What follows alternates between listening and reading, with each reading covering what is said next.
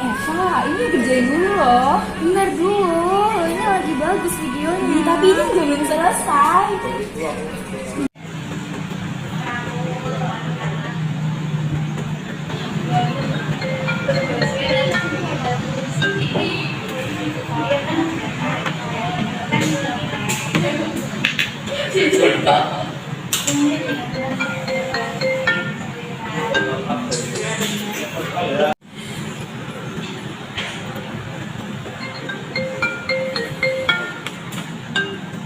Gimana sih?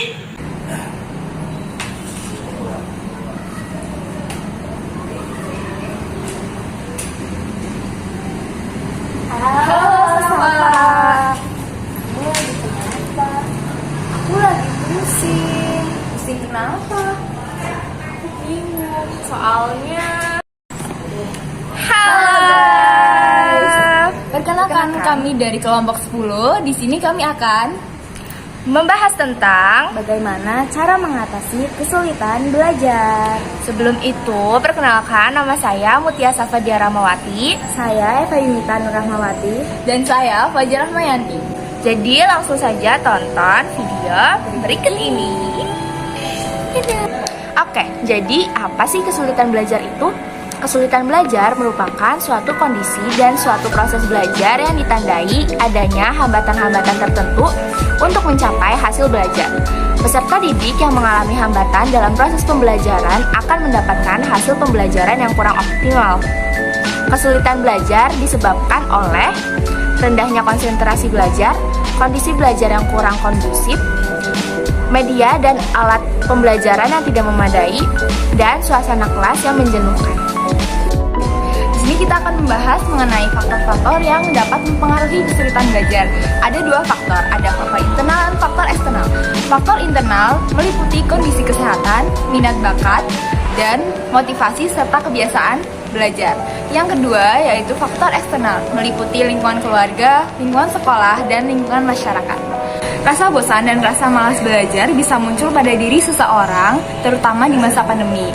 Hal ini karena belajar jarak jauh, bahkan terkadang kebosanan dan rasa malas belajar bisa membuat hasil belajar menjadi buruk. Rasa bosan dan malas belajar bisa muncul karena Yang pertama, masalah akademik. Misalnya, ketika anak mengalami kesulitan membaca, menulis, dan menghitung. Jika anak menghadapi masalah tersebut, maka beri motivasi dan dampingi anak ketika belajar. Yang kedua, beri pujian ketika dia giat dalam belajarnya. Yang ketiga, ajak anak untuk mendiskusikan kapan waktu belajar dan waktu bermain. Juga bahas bersama apa yang menjadi kesulitan dalam belajar.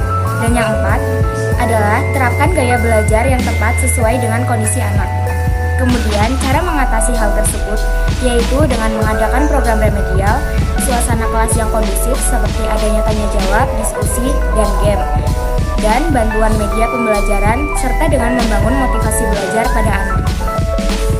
Jadi, kesimpulan dari video kami yaitu masalah yang muncul ketika sedang dalam masa belajar seperti rasa bosan, rasa malas, lalu kesulitan dalam memahami materi dan lain-lain dapat kita atasi dalam bentuk membuat reward terhadap diri sendiri.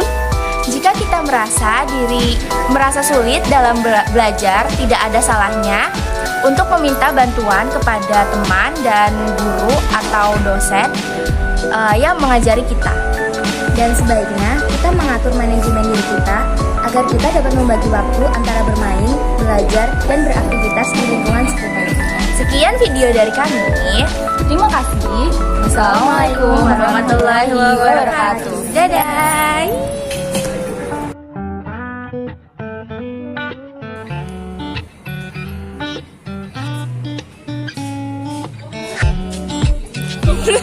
Fajar Rahmayanti. Jadi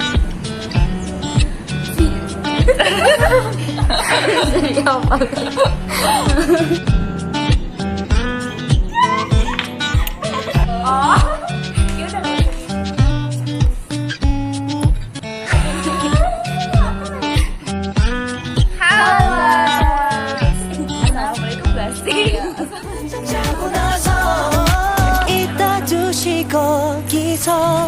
Mana Rahma? 우리 다시 만나자.